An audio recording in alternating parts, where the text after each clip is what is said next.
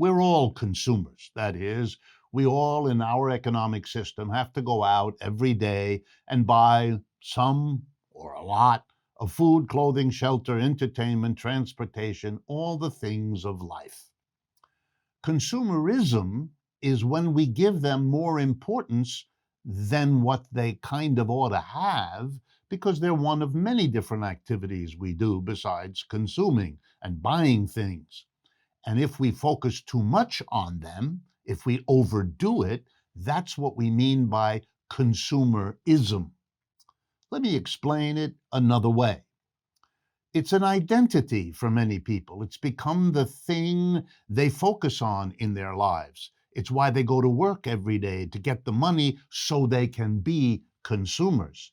It's the product, for example, of the enormously powerful advertising industry, which spends all its time and all its effort trying to persuade us that whatever issues we have in our lives, our personal relationships, our career issues, our friendships, our everything can be better handled if only we buy this product or that product or the other service.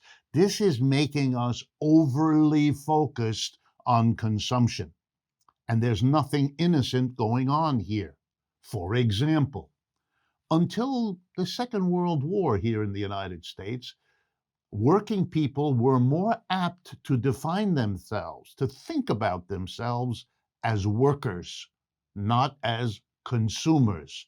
The working people, the working class, you can see it even now percolating up. But the dominant theme for the last 75 years has been consumers. Because you see, if you think of yourself as a worker, you right away understand that you're a worker and somebody else is a boss. It's an identity that explains and contains in it the differences amongst us. Consumer doesn't work like that because the boss consumes and the employee consumes. And this is an attempt to say we're all in it together. You know, like for the last year, we're all in it together to fight the pandemic, except if you know anything, you understand some of us are much better off fighting that pandemic than others. For example, those who kept their jobs and those who lost them, those who run the industries that fired millions of Americans, all of that. So, worker is an identity in our society that leads you right to understand differences. Consumer tries to erase all of that. And here's a couple of ways it becomes important.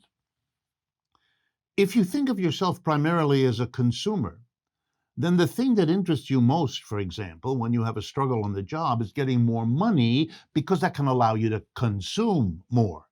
And yet, 1,000 studies show that the quality of your life during the workday, 5 out of 7 days, best hours of the day, you're either getting ready for work or doing the work or recovering from the work.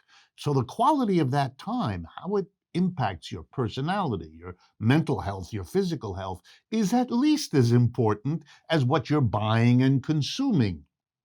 But you kind of lose sight of that, which is what the employer wants, because the employer can recover whatever it is he has to pay you in higher wage by changing the conditions of your work, making you work harder, making you work faster, making you come earlier, making you stay later. And if none of those things suffice, there's this other interesting thing that employers can do. They can jack up the price of what they sell to recoup whatever they have to pay you in a higher wage. And you're going to have to use your higher wage to pay the higher price, leaving you not that much better off. So be wary of consumerism, of focusing your life on consumption. It's what people want you to do who do not have your best interests at heart. And that's the politest way I know how to say that.